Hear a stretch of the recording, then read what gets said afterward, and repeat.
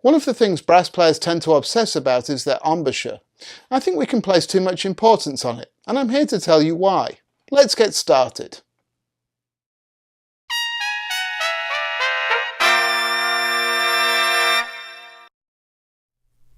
Hi, I'm Brian from Airflow Music. Alongside publishing our books for brass players, we're releasing a ton of videos with tips to make brass playing easier for you. So, if you haven't already, please go ahead and subscribe to the Airflow Music channel so you can be notified of all of our upcoming videos. And, as usual, the links to anything we talk about in this video will be found in the description underneath. This video is part of the Trumpet A-Z series. Today, we're talking about E for embouchure.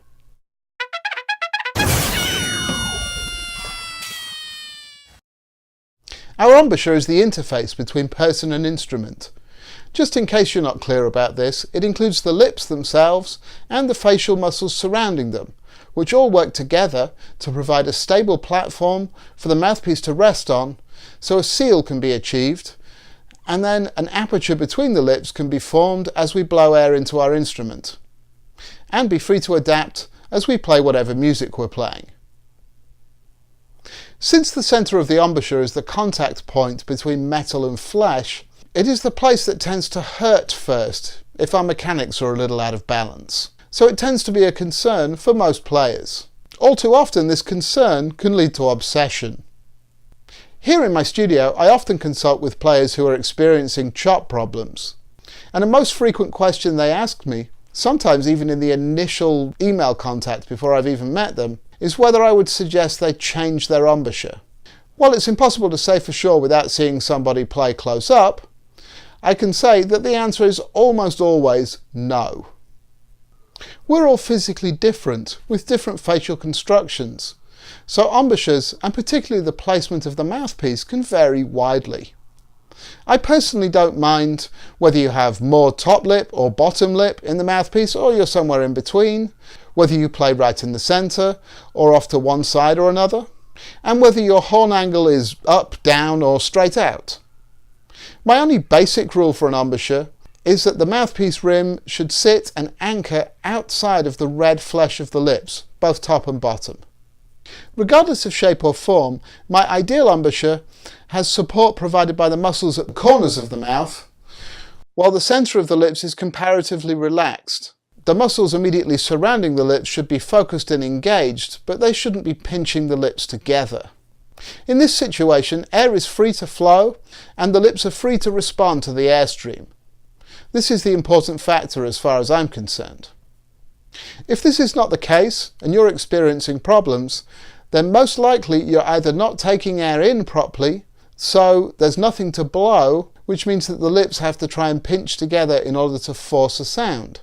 Or you're blowing too hard, so the lip muscles have to work hard just to stay in place. I refer you to the first two videos in this series, A for air and B for breathing, for my tips about both of those situations. Of course, for less experienced players, it's possible that you haven't yet developed your corners enough to support properly. Some of my favourite exercises to help firm up your corners and stay relaxed in the centre are note bends of various sorts. Here's a short routine that works basic semitone or half-step bends in the middle to low register, so anybody can try them.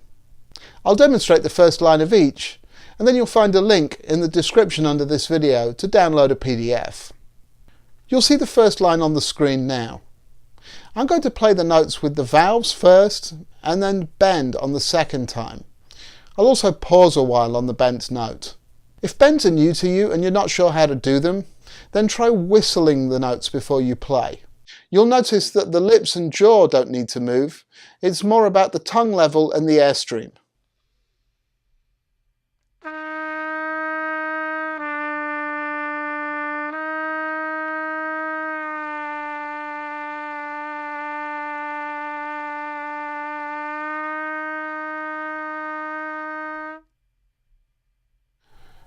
Then come the reverse bends.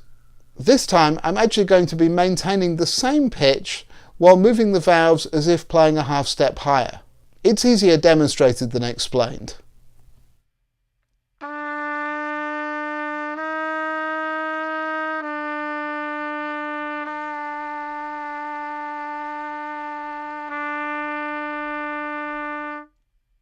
For each of these, I work down chromatically to the bottom of the horn, as you'll see in the downloadable PDF.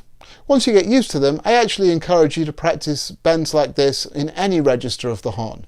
They're great exercises to build corners and develop soft response in the aperture. If you've enjoyed this video, please give it a thumbs up and be sure to subscribe to the Airflow Music channel so you're notified of all our videos.